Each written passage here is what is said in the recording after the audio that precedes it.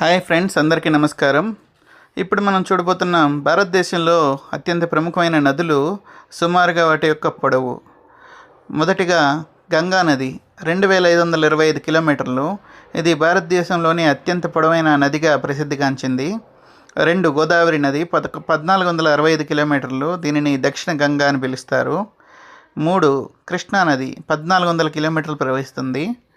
4 యమునా నది 1376 కిలోమీటర్లు ప్రవహిస్తుంది. ఇది గంగా నది యొక్క అతిపెద్ద ఉపనది. 5 నర్మదా నది 1312 కిలోమీటర్లు. 6 సింధు నది. ఈ సింధు నది మొత్తం పొడవు 3180 కిలోమీటర్లు. అయితే 1114 కిలోమీటర్లు భారతదేశంలో ప్రవహిస్తుంది, మిగిలిన భాగం పాకిస్తాన్లో ప్రవహిస్తుంది. 7 బ్రహ్మపుత్ర నది. దీని మొత్తం పొడవు 2800 కిలోమీటర్లు. ఇది 916 కిలోమీటర్లు భారతదేశంలో ప్రవహిస్తుంది, మిగిలిన భాగం చైనాలో మరియు బంగ్లాదేశ్లో ప్రవహిస్తుంది.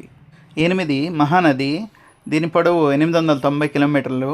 9 కావేరీ నది. దీని పొడవు 800 కిలోమీటర్లు. ఈ నదులు భారతదేశ యొక్క ఆర్థిక మరియు వ్యవసాయ సాంస్కృతిక వ్యవస్థకు జీవనాధారంగా నిలుస్తున్నాయి. ఈ సమాచారం మీకు కాంపిటేటివ్ ఎగ్జామ్స్లో తప్పనిసరిగా ఉపయోగపడుతుంది. మీకు నచ్చినట్లయితే ఈ రీల్ని సేవ్ చేసుకొని నా ఛానల్ని సబ్స్క్రైబ్ చేయండి.